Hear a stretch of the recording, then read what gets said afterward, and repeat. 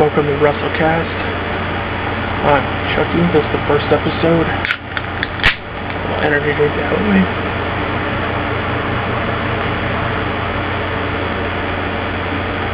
Okay. So this first episode, the first thing I wanted to do was I'm going to compare the champions. Something that most people don't do. And then I'm going to look at the champions and compare them to a team that I think either they closely resemble or a tag team that was a champion that was better. So we're going to start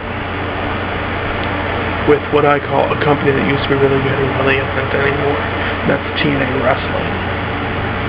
Well, TNA Wrestling, you have the X Division champion, who's Trevor Lee. He's very good in the ring. He actually came from Pro Wrestling Guerrilla. Very good, part of the Helms Dynasty. Kind of, on a scale from 1 to 10, I think he's a 3 champion, maybe a 4. Not really, he doesn't show stability or really doesn't show something great about him. He reminds me a lot of when Frankie Kazarian or Michael Shane was the X Division champion a long time ago. Trevor Lee's really not that good. The Knockouts champion, I really don't know who the Knockouts champion is, because I really don't. I'm not as big a supporter of TNA as I used to be. I used to watch them back in the day, until up until a year ago, they really lost me. So let's move on to the Decay. Abyss and Crazy Steve. Great tag team. Work really well together. Champions, they haven't had a lot of title defenses. They won the titles maybe 2 months ago, a month and a half, something like that. They're pretty good. Could they be better? Of course they could be better. If I was to put my finger on a tag team that they remind me of, the New Church, where you had Slash as a smaller guy and you had Brian Lee as the bigger guy, and it just melded well together. I think they're really good. It's one of the few things TNA has going for them, and of course you have the TNA World Heavyweight Champion, a man who should have been either the WWE Champion, WWE World Heavyweight Champion, Drew Galloway, aka Drew McIntyre. Galloway's had a lot of title defenses. Since he won the championship from Matt Hardy, he's busted out defense after defense. Lashley, Tyrus, Matt Hardy, Jeff Hardy, the list goes on. He's really good. I really don't want them to take the title off him. I think they might just give the title to Lashley, because that's what they normally do. But I really like Drew Galloway. I like his work ethic. He's good on the mic. He has some good moves. He tries to change it up every so often. I think he's actually pretty damn good. So next, we're going to switch focuses to Ring of Honor. Now, Ring of Honor has, by far, the best champions. You have the Ring of Honor World Tag Team Champions, The Addiction, Frankie Kazarian, and Christopher Daniels, who are really good. They were wasted in TNA. And they took the titles from War Machine, who held the titles from December until most recently. Now, it's hard to describe what kind of champions they are, because they don't have enough title defenses. At best in the world, they will be defending the Tag Team Championship against the Motor City Machine Guns, Chris Sabin and Alex Shelley. So hopefully that continues. And then you have Bobby Fish. I love Bobby Fish's work ethic. He's very old school, Tully Blanchard-esque, maybe like Arn Anderson or Bret Hart. Very good. Technically sound. Good on the mic. Very fluid. Moves really fast. Can do slow pace or fast pace. And he will wrestle. He's going to wrestle Dalton Castle at best in the world. But Bobby Fish is a great television champion. And if you were to leave the strap on him for a while, you could really elevate the title even more. And of course you have Jay Lethal. You have Jay Lethal. 1 year, he's been the world heavyweight champion. So many title defenses, so many good matches. They just did a Ring of Honor show, all based around his title matches, which is good. Because Jay Lethal has something about him. He just go and bang and bang. And every time you think somebody's going to beat him, it's that close. And then Lethal just knocks it out of the park. So let's switch to NXT. Now I'm not going to talk about Lucha Underground, and here's why. Lucha Underground's champions don't count, because they film their shows like a year in advance. You already know who's going to hold the title from this to this. It's a TV show, not a wrestling program. And some people might get mad about that, but it's just when your matches are a year in advance, you know what all the matches are going to be. They're already filming for next year. It's just, I'm not going to talk about that.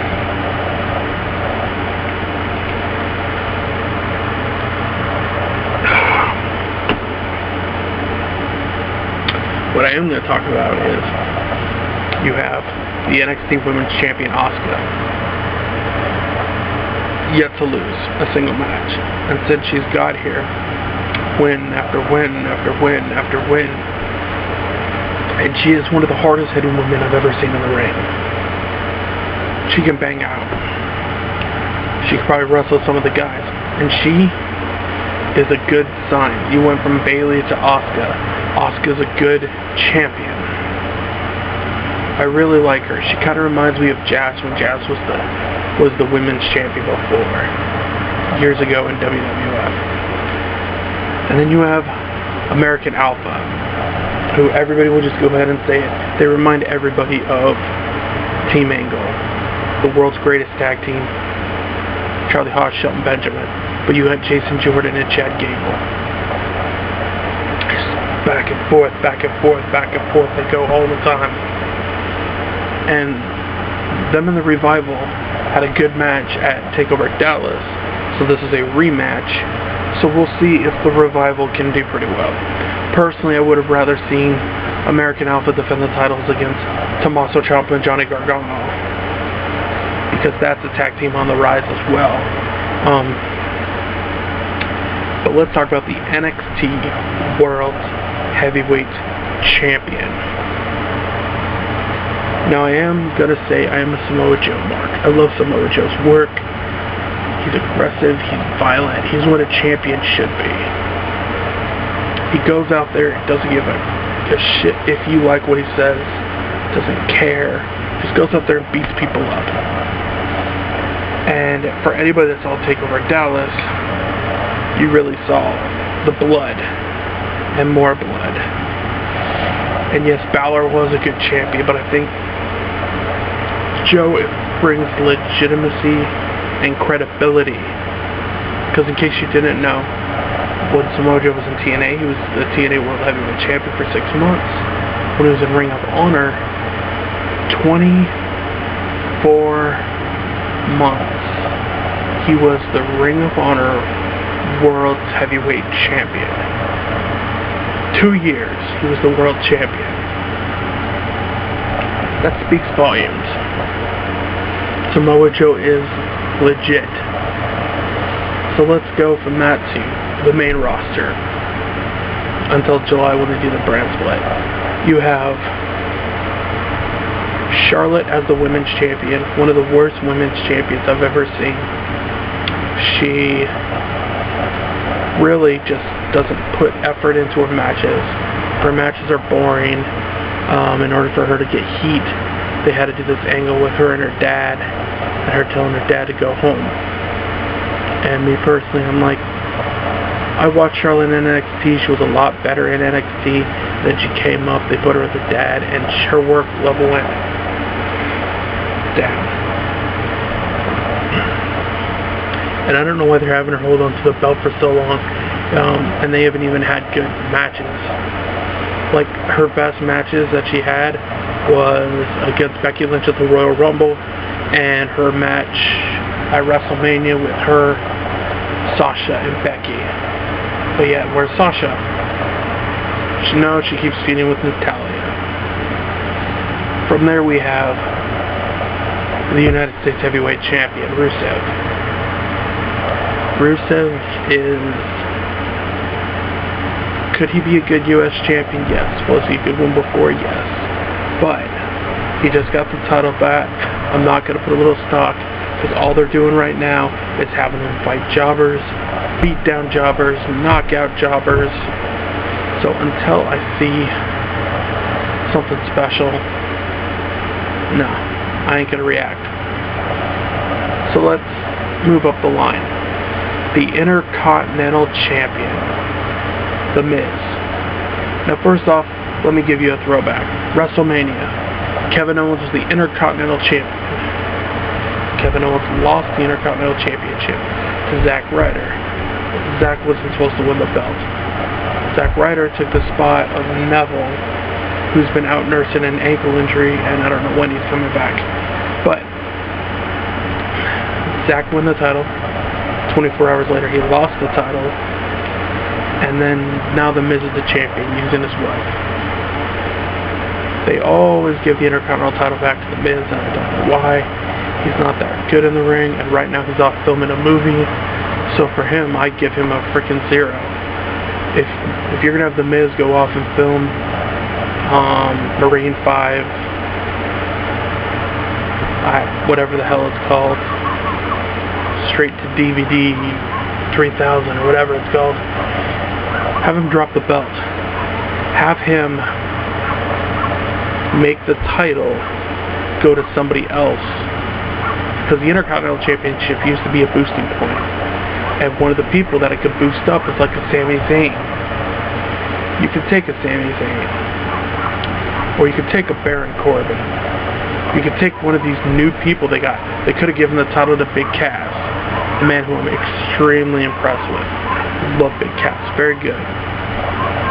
But The Miz is a horrible Intercontinental Champion. Moving up the list, we have The New Day as the World Tag Team Champions. Now The Miz, you hear what I said about him. The New Day shouldn't have been Tag Team Champions this long. It's like, there's a couple spots where either you thought the Usos were going to take the belts, or the Dudleys. I personally would have taken the New Day, have them lose the tag team titles to the Wyatts. I think the Wyatts deserve to be tag team champions. But instead, they're still champions, long reigning champions. My only hope is that at Money in the Bank with that fatal 4-way tag team match, where you have the Vaudevillains, you have the New Day, you have Enzo and Cass, and you have the Club. I really want the Club to take it over, win the titles, because they deserve to be tag team champions. Now, top of the heap, we have Roman Reigns. Now, this is going to go into a big spiel about. Now, Roman Reigns, I'm not happy with his title reign, but I'm going to go into a spiel about my issues with Roman Reigns, what I think his faults are, and how they could fix them. Now, Roman has let's go all the way back. The Shield. Roman wasn't originally supposed to be in the Shield. The Shield was supposed to be Seth Rollins, Dean Ambrose, and Chris Hero. But Chris Hero wasn't put in the Shield, and then a month later they got rid of it. But Roman Reigns, one of the issues that people like me have with him, they call us smart mark, people that know the business, is Roman Reigns did not do anything to get to his spot. Okay, since breaking up with the Shield, these are his feuds. He feuded with Randy Orton for a month and a half. He got injured. He came back, but instead of him doing something like having a couple feuds, build up, no, they put him in the Royal Rumble. He would end up winning the Royal Rumble. So he would go, be a big part of the Royal Rumble. And then he would continue trying to build up. And then he ended up not doing so well. He feuded with Bray. Bray tried to cost him Money in the Bank. He did. Roman still couldn't get it. He couldn't get it. Him and Seth were going to feud because all of a sudden, because he beat Bray Wyatt in this feud in that final Hell in a Cell match, which Bray Wyatt made the match worth watching. He then supposed to feud with Seth. Seth got injured. They gave him the title. He held on to it for 5 minutes and 15 seconds. He won the title. Held it till the Royal Rumble. So he held it for a month. Lost it. Triple H wins the title. Bad decision. And then Triple H holds it until WrestleMania. Roman wins it. And now he's supposed to be the guy. One of Roman's problems is he's very bad on the mic. He bores people. There's been a lot of signs that WWE always edits them when they put them on their website. When it rains, it pours.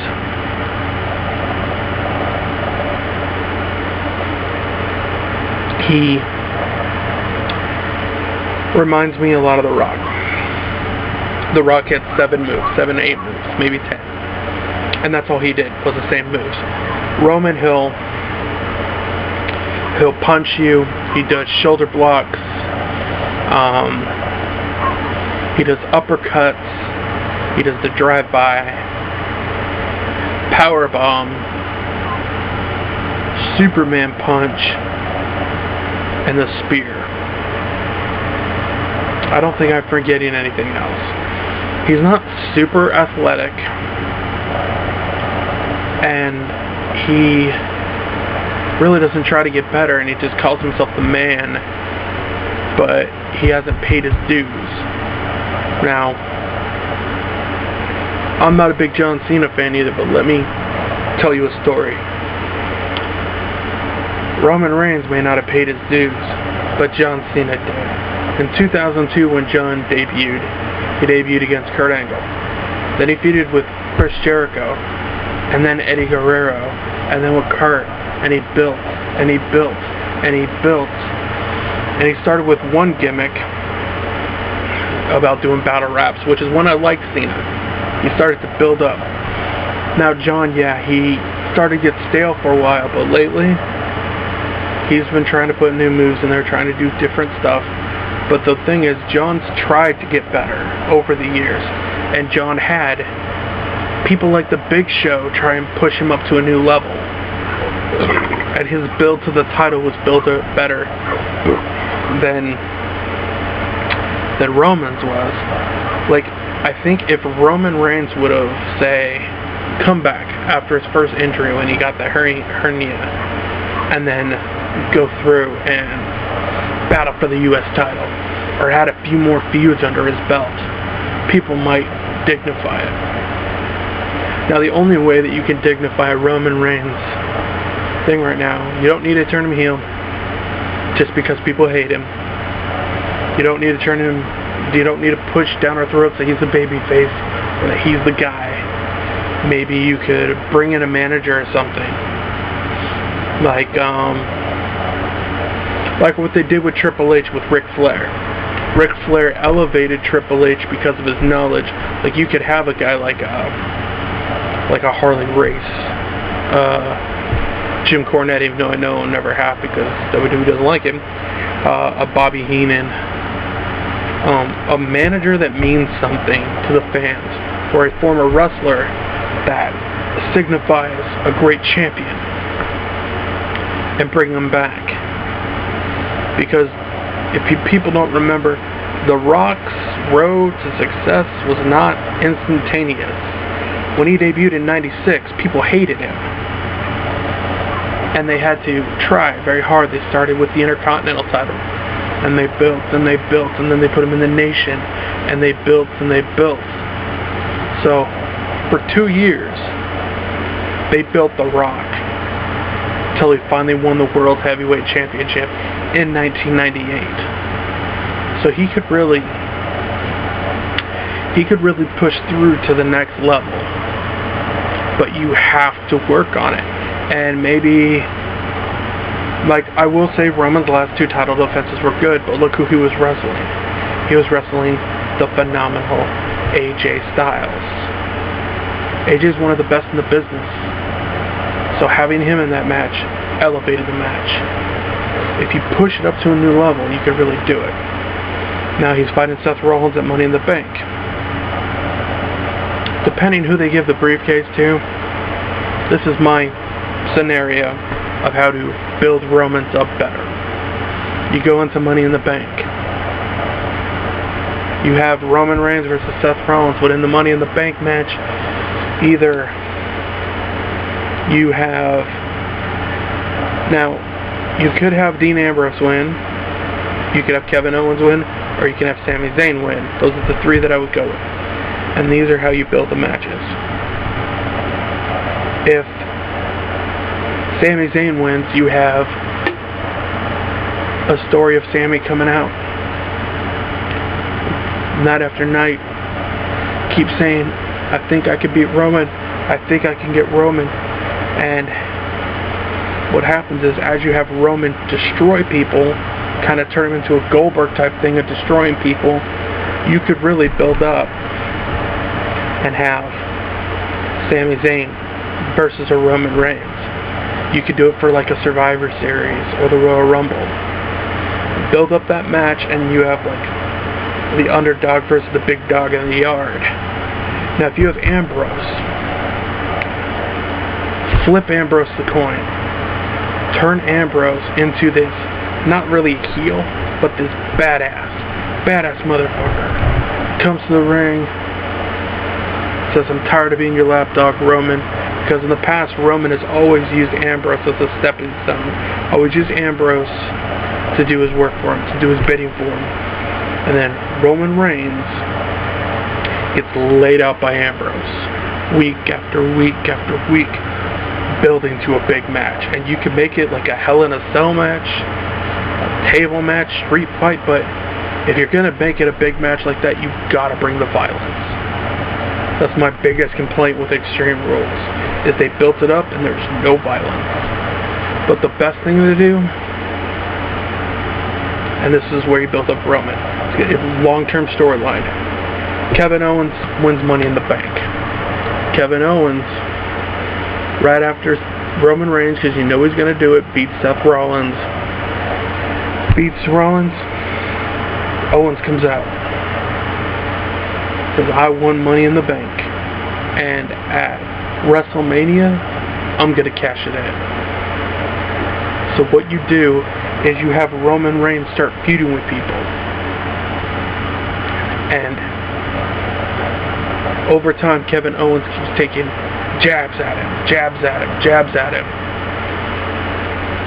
Even bring his family into it and say, well, your father was never champion. Your brother was a fat guy in a superhero costume. Bring it up, bring it up, bring it. Because you know Kevin, who reminds you of like a CM Punk, merch a little bit of Stone Cold in there, a little bit of Piper. He could do it. He could really make it worth his while. And you could really lay it out long term. Because if they want Roman to hold on to the title for a long time, he could really push through. And you could even have Roman lose the title, and then Owens gets in his face even more. Says, well, I told your family was a loser, and it builds it enough for Roman to get the championship back. And then him and Owens can wrestle at WrestleMania. Marquee right there.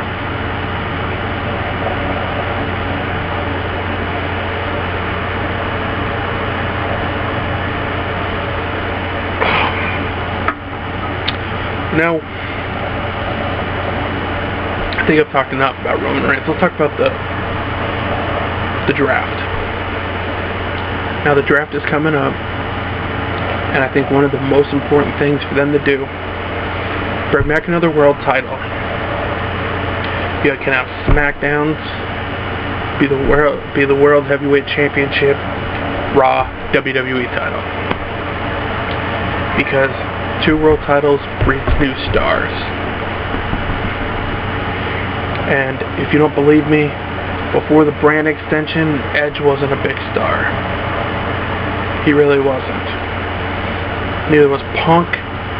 If it wasn't for the draft, I don't think people like Punk or Edge or Rey Mysterio or Booker T would have ever been world heavyweight champion. But that way you could push people like a Big Cass. You could build new tag teams. And you can make it, again, where it's Raw versus SmackDown. And the only thing I would say is if they do the draft, keep the club together, but bring people from NXT, like Hideo Itami, Austin Aries, Shinsuke Nakamura. I would bring up Ciampa and Gargano. I would have 2 sets of tag team titles. That way you could bring in more new faces to NXT, so you can rebuild the breeding ground, like your Bobby Roode, your Eric Youngs. Because I think there could be some good matches, but what they can't do is have what the draft turns into. Which, it didn't matter what brand you are, you could wrestle on whatever show you wanted. Keep it strict, but have 2 main players. Because you could have Cena on one brand, and you could have Roman on the other. And that way, if you ever wanted to build towards a Roman Reigns versus John Cena match, you could do something where somebody gets traded. Now, what I would do is what somebody was talking about online. I read it on wrestlingincorporated.com. You should check it out. I get a lot of my news from there. Is Triple H doing an NXT invasion with SmackDown. So that way you have Triple H in charge of SmackDown, and you could have Shane and Stephanie with Raw. I think it'd be pretty cool to do it that way.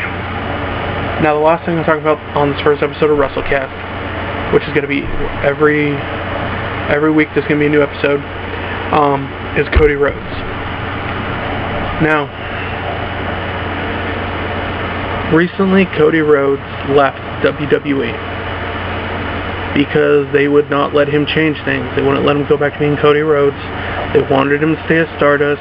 They wanted him to be a joke, a mockery. Look at what they did to Dustin Rhodes, his brother, who was an amazing talent in the ring, and they turned him into a joke. Since Cody left, he has the following matches. He's already announced that he's going to wrestle. And he can't wrestle until August because of a contract thing. So if in August it will be Cody Rhodes versus Kurt Angle, which I would love to see. You have in September he's going to wrestle Pat Buck. Pat Buck is the first person he ever wrestled in his career in 2006. He beat him then, and Cody wants a retribution. Cody has announced that he is going to be in the Battle of Los Angeles. Now, for you guys who don't know what the Battle of Los Angeles is, Pro Wrestling Guerrilla every year has a 2-day tournament. Kind of like the New Japan Pro Wrestling Super Juniors tournament. These are the best talent that they have, or that Pro Wrestling Guerrilla brings in. And in the past, you've had people in there like Daniel Bryan, Paul London, Adam Cole, Michael Bennett, Roderick Strong, Samoa Joe, Kevin Owens, Sami Zayn, Cesaro, Chris Hero. And Cody's going to be in it this year. He's announced he's going to be in it. But also there's a list that he put on Twitter.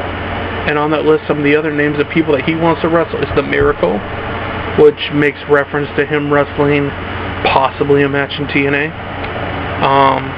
Adam Cole. I would love to see Adam Cole versus Cody Rhodes, because I think Adam Cole is a very good athlete. He also wants to wrestle Roderick Strong. And one of the coolest things he said is, I want to experience the streamer thing. For those of you who do not know, in Ring of Honor, before the match, all the fans throw streamers into the ring as a sign of respect. Ring of Honor to me is one of the best wrestling on the planet. You can't get any better than ROH. I've been following Ring of Honor since 2002 when it started, and I would love to see Cody there. That's a great thing that's developed. Let's talk about the club versus the Bullet Club. Now, the club, ever since AJ, Anderson, Gallows all ended up in WWE in it was April.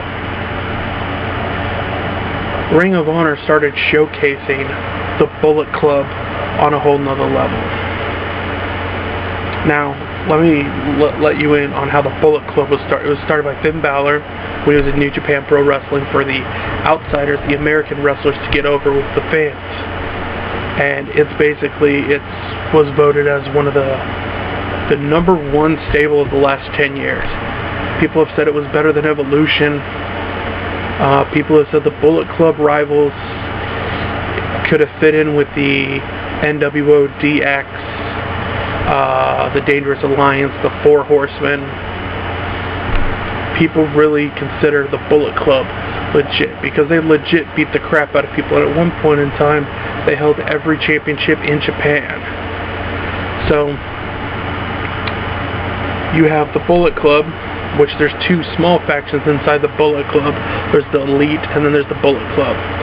So the Bullet Club in Japan the leader is Kenny Omega, who is the IWGP 1/3 of the 6-man. He was the Intercontinental Champion, but he lost it.